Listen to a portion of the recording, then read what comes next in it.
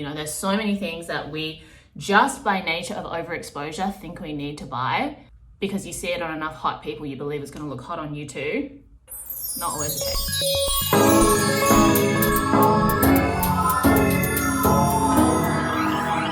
Hi, welcome back to Friend Crush. I'm your host, Akilla. This is my podcast / video series where I talk about stuff and things cute, chaotic, and critical thinking. I am coming to you live from my hometown, Perth, Western Australia.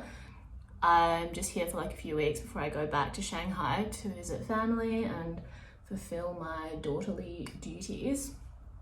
So wild being back. Feels great. I feel very different to who I was when I was here last, and at the same time I feel like I didn't even leave, but it's been almost a year. Like I left at the beginning of May in 2022 and now it's like the beginning or mid-February. Life is crazy, y'all. Anyway, I'm getting ready to meet my friend. She's coming to pick me up, so hopefully divine timing is on our side. Remember to follow me on TikTok, Instagram. Those are the main platforms I'm on, I guess. And then Twitter, Tumblr, whatever. Sometimes I'm on there. And make sure to subscribe to the channel, leave a comment if you enjoy this video, like, etc. I don't, you know, and I cannot be bothered talking about this. Anyway, so today's episode, just ignore like the mess that is my life right now. But today's topic, I want to talk about de-influencing. So this is a trend that people are talking about on TikTok. And it's something that I've thought about a lot because for me, like, I like having nice things, okay? I'm not gonna pretend that I'm like morally superior and that I don't like making money, I don't like spending money, I don't like buying nice things. But I also believe that there is a balance that can be struck between, you know, living in a sustainable way. And I don't mean sustainable in the sense that you have like net zero carbon emissions, but in a way that is like financially, emotionally, materially authentic to you. And I think that now that we are in this like hyper consumerist society, everybody's online, everybody's being marketed to, targeted to, I think it's important to take time to just reflect on like your consumption habits and then how you can just, you know, consume with more intention and mindfulness, because climate crisis, recession, etc., you know, things are looking pretty grim moving forward. But I think that when you take the time to become aware of like the messaging that you're receiving when you're online or from the people around you, and whether or not that is really in tune with the type of person you want to be, the life you want to live, then you can make more intentional decisions. And I talk about this in like all areas of your life. It's not about being like somebody else. It's not about doing what I say and being like me, but just allowing information to guide you in a more authentic direction for you. So maybe something that I say resonates with you. It doesn't mean that doing what I do means you'll be like me. I'm trying to think about the things that we can think about and reflect on that allow us to become more ourselves. Does that make sense? So I think that this is kind of like, for me, especially when I was growing up, I was already very different to the people around me, even just on a superficial contextual level. So for me, it's never been that. I think at first I definitely struggled with wanting to fit in, which is a natural human urge. But as I got older and the more like conflict that I experienced around how people perceived me and how I was seen as different or weird or unfamiliar to people, the more I got used to just not giving a fuck and being able to do what I want and buy what I want and then look how I want and present how I want. I'm sorry if the setup today is not ideal. Like, this is shaking a bit. I don't have the little dongle thing for my laptop. I don't know where it is for my mic.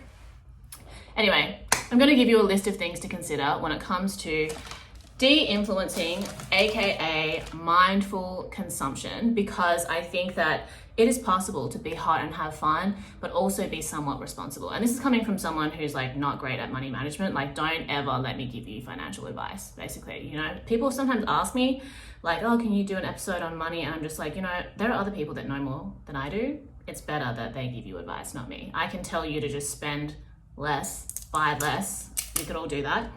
But I don't know anything. I don't know enough about finance to be giving other people advice in that area. But things to consider when it comes to de-influencing. Buy everything on sale, okay? You don't understand, like as someone who's worked in advertising, marketing, behind the scenes, in fashion, etc., the markup is fucking crazy on products now. And when I was younger, I think about, you know, the fashion that my mum was wearing and consuming that really inspired me and made me want to be a fashion designer when I grew up. And the quality and the price of items then, the quality and price of items now from those same brands, it's like night and day. It's like couture versus Shein, basically. So if you like nice clothes, try and buy as much as you can on sale, because you are not actually paying for the quality of the item more than you are paying for like the marketing budget of the team that's like promoting the item. You're paying for the postage to send that thing to a bunch of influencers. The item itself is not worth the amount of money that you're paying for it at full price. You know what I mean? And obviously there are going to be exceptions, and there's things that you might want to splurge on. There's things that you know that are worth buying full price. I'm not saying these are like hard and fast rules, just things to consider.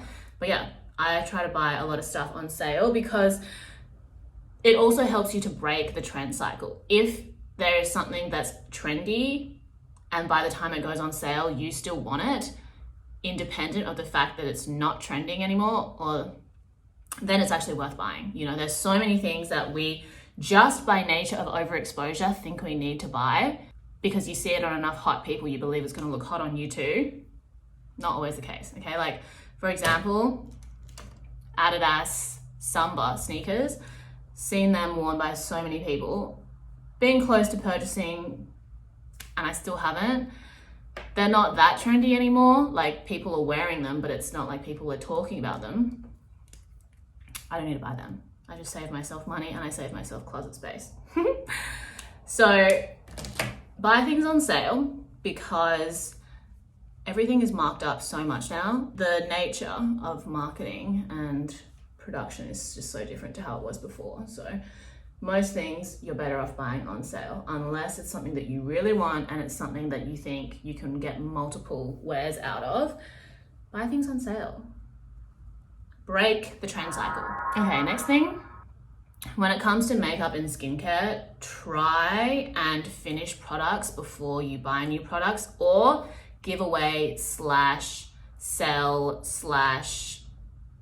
dispose of things you're not using. Like, most of my makeup fits into these 2 makeup bags, which I travel with. And to me, this is already too much makeup. I mean, it's makeup and brushes. I think at home in Shanghai, I just have like a few palettes left. And then I recently went to the drugstore, aka Priceline, and bought a bunch of stuff from one of my favorite cosmetic brands called Essence, which is like a European cosmetic brand, I think. Literally, like, lip gloss is $4, eyeliner is like $4 or $6, brow gel also like $6 or something. And it works. The lip gloss, holy grail lip gloss product. I don't need to buy like $40 lip gloss. It does the same thing, okay? And I just buy a bunch of stuff and have it as backups, and then I'm not constantly thinking about buying new makeup, because I only really have like 2.5 makeup looks. I have half a makeup look, which is just like day to day, I'm going outside running errands. I have another proper day look where I put more effort in, and then I have a nighttime look. You don't need different shades of blush if you're just like a regular person. If you can afford it and you enjoy participating in it, that's great, but save your money, you know? I just use this lip product from Dior that tastes like absolute ass. I use it on my face because I don't want that anywhere near my tongue, okay? It does not taste good. So, you know, be creative, and with the way that you use products as well, don't feel that you're limited to exactly like the description. Obviously, be safe. Don't like start putting eyeliner in your eye, but you know, I use eyeshadow as brow powder sometimes. I use setting powder as dry shampoo sometimes. No need to have like every single product all the time, because literally if it's not your job to be out there like that, you don't need to be spending money. Like, let the people whose like career it is play, enjoy the content, and then live your life. You don't have to be adopting the lifestyle of the people that you view online. You can just consider it as like entertainment and not like something that you have to properly subscribe to. And then also with skincare, like I have a podcast episode audio about skincare and how my approach changed. And basically it's like you can start off as simple as you can. When I had really problem skin, I cut out all of the products that I was using and just started using like cleanser, aloe vera, and jojoba oil sunscreen basically as my skincare routine. And my skin got so much better because it was able to rest instead of me like abusing it with all different types of really hectic, harsh chemicals. And then from there, I was able to slowly build up my skincare routine. And I feel like I'm in a relatively good place with it. I don't really buy like designer skincare anymore. I like Korean, Japanese products. I also like drugstore brands like CeraVe, La Roche-Posay, even though that's like a sort of bougie drugstore brand. Those brands, they do the job, okay? Every now and then, maybe it's worth splurging on a expensive skincare product, but generally speaking, it's not a priority of mine. And I'm free from the burden of feeling like more expensive when it comes to skincare doesn't necessarily mean better. You just need to focus on the types of actives that you need for your skin type. So for me, I use like an acid for exfoliation, niacinamide, retinol. I haven't used retinol in ages, but like I'm reincorporating it into my skincare routine. So simplify down to like really basic products, avoid like really harsh products because you're going to create more problems for your skin. I genuinely think sometimes like if you have oily skin, the reason why your skin produces so much oil is because your skin is dry. Like when I triple moisturize my skin, I don't get breakouts as much. I literally put 3 layers of moisturizer on before I go to bed and seal it with like an ointment. This is just my theory, okay? So like if you have naturally really oily skin, it's like you have the glands there to produce the oil to try to keep your skin moisturized that people with dry skin don't have, but the root of the issue is the same. You both have dry skin. If you moisturize your skin and you keep it clean, you're not going to have as many breakouts. Like don't dry your skin out thinking that it's going to get rid of your acne. I feel like that's only going to increase the oil production. Just give it a shot, you never know. Because I used to have really problem skin and every now and then I still get breakouts. Like I have breakouts here, I think just from like traveling and not sleeping. But it's so freeing when you realize that you don't have to be spending like $40 to $80 per skincare product to have nice skin. And it's also really important when it comes to de-influencing in general is like there are lifestyle principles that are necessary for slaying sustainably. Making sure you drink enough water, making sure you have like a relatively balanced diet, physical activity, stress management, sleep.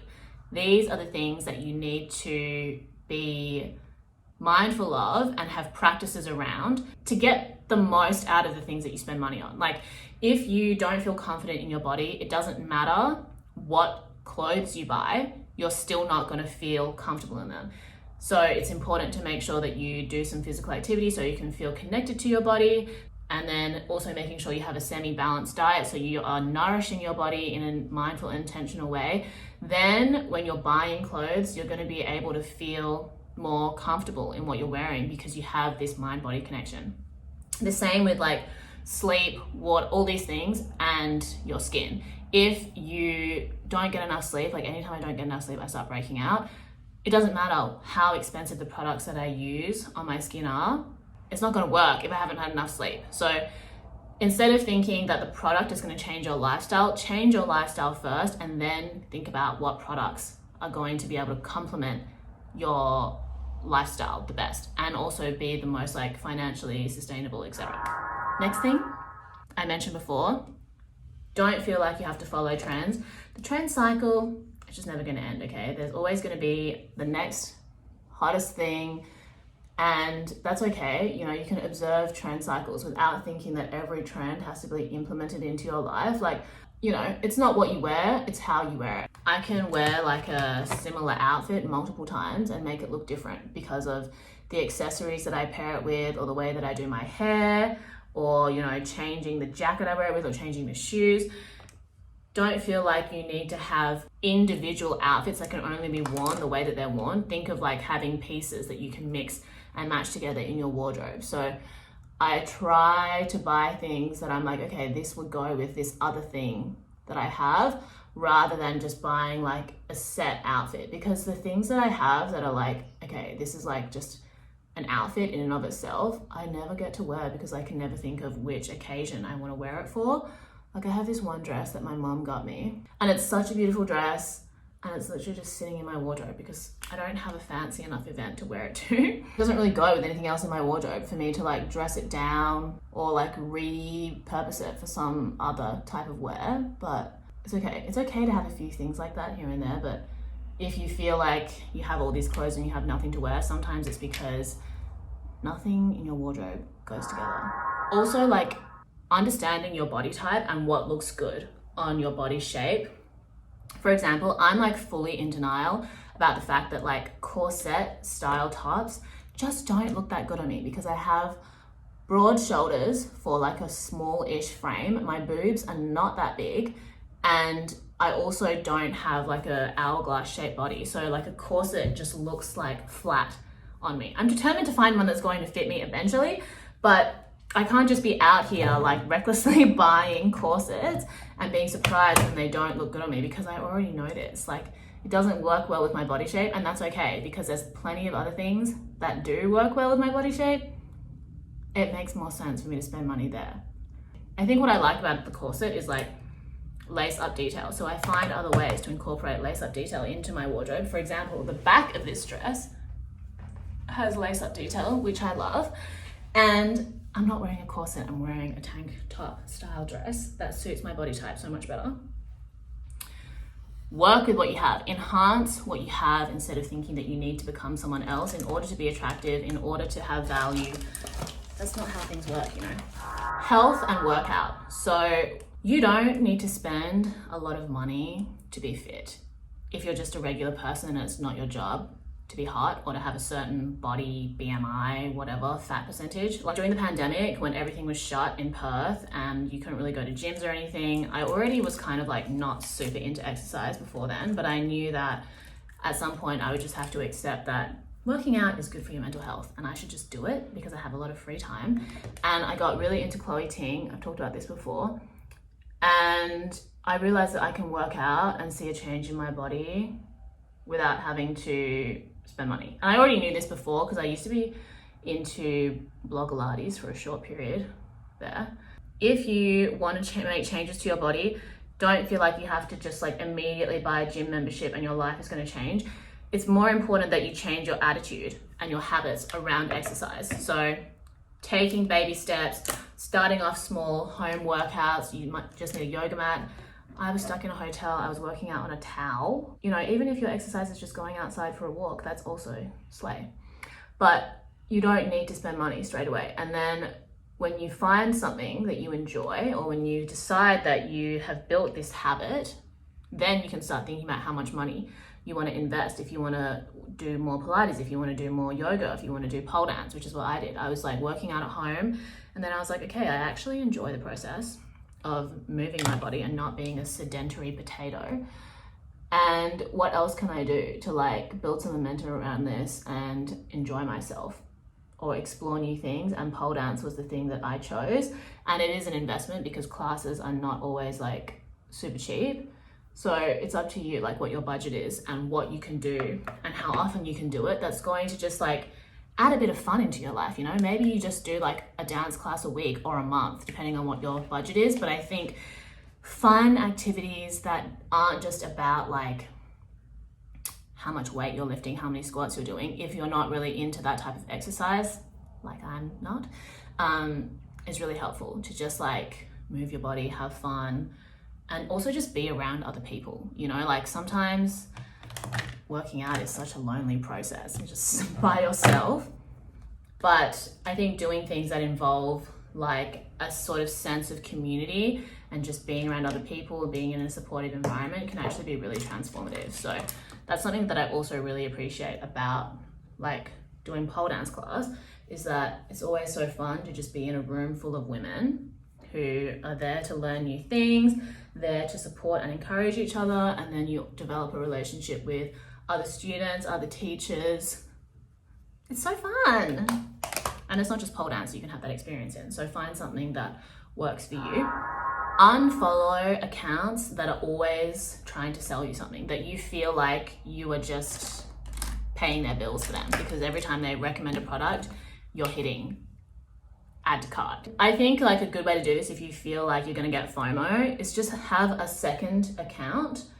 Follow all the accounts that you don't personally know, and then see how often you actually go on that account and see how much money you save by not seeing people selling you something every day. Then you can just have an account that's for like people that you know and that you interact with, and then another one that you just go on for like inspiration or like shopping, retail therapy, you know?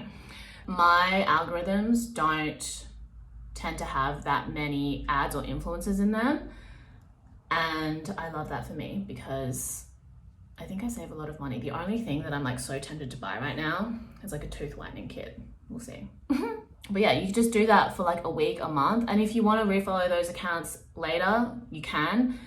People that you don't personally know, that you don't follow online, it's not a loss really to just like temporarily protect your mental peace, your mental palace, and then revisit at a later date if you want. Next thing, invest in hobbies and experiences rather than just things. So I think that when I think about being hot and having fun, it's more about the experience of my life, not just the things that I own. And I would prefer to spend money on things like pole dance class than I would on, I don't know, makeup that's just gonna sit in a drawer that people can't even tell the difference between when I'm using this concealer or that concealer. That's just a personal preference. But yeah, at the end of the day, like, the way that you feel has such a big impact on your health in general, and investing in positive experiences, whether it's for yourself or with people that you love and you care about, I think that is a much more rewarding way to spend your money and your time. Alcohol, drugs, smoking, vaping, these things objectively don't add anything to your life. It doesn't mean that you can't indulge, but vaping especially, I'm like, why are people spending money to decrease the quality of the air that they're breathing and then potentially create long-term health effects for themselves, which means that you'll later have to pay health costs around the damage you've done to your body by vaping, which you could have just not done. And I understand that people like have anxiety and it's like a coping mechanism for a lot of people, but there are other coping mechanisms available that don't require you to spend money like that and then further deteriorate your health and develop an addiction. What is the point of vaping? Yes, it gives you a temporary dopamine hit or it distracts you for a minute, but the root of your anxiety is still there. And if you don't address that, you're forever going to be beholden to a little USB stick. Like, please. Okay, BRB. Oopsie. I apologize for my abrupt ending. My friend literally was like outside, so I had to run. I'm going to summarize now. I think that I got through most of the points that I wanted to make. The most important thing is to spend some time asking yourself what you really enjoy. And the same way that we spend money is like the same way that we spend our energy. So are you doing things because you really want to do them, or because you feel like you just have to and you're not even seeing any fruits for your labor or the sacrifices that you're making? And that's the same way with how we spend money. Do you have a gym membership just because you feel like that's the only way that you can exercise even though you don't go to the gym enough? Or can you consider other ways that you can explore, like engaging with your mind, body, or like being active that are fun for you? Like if it's fun, then you're more likely to do it. And for me, I feel like it's a challenge for me to be able to, you know, find effective skincare products that aren't super expensive, find makeup that works for me that isn't super expensive, find clothing that looks good without it having to be on trend. So I think that reframing your mindset and your attitude towards the way that you spend money, similarly to the way that you can do that with how you spend your energy, the type of people that you hang out with, the amount of time and energy you dedicate to different activities, to different parts of your life. I think that that's a really great way to empower yourself, because you're becoming aware of your habits and you're making more intentional decisions in service of your joy. And is that not what life is kind of about? Anyway, thank you for tuning in. Let me know what you thought of this episode. Like, comment, subscribe, send me a message on Instagram at Akilla, follow me on TikTok, follow the podcast account page at friend.crush. I hope everybody is doing well. Drink lots of water, tell your friends and family you love them. Go be a better person. I'll speak to you soon. Love you.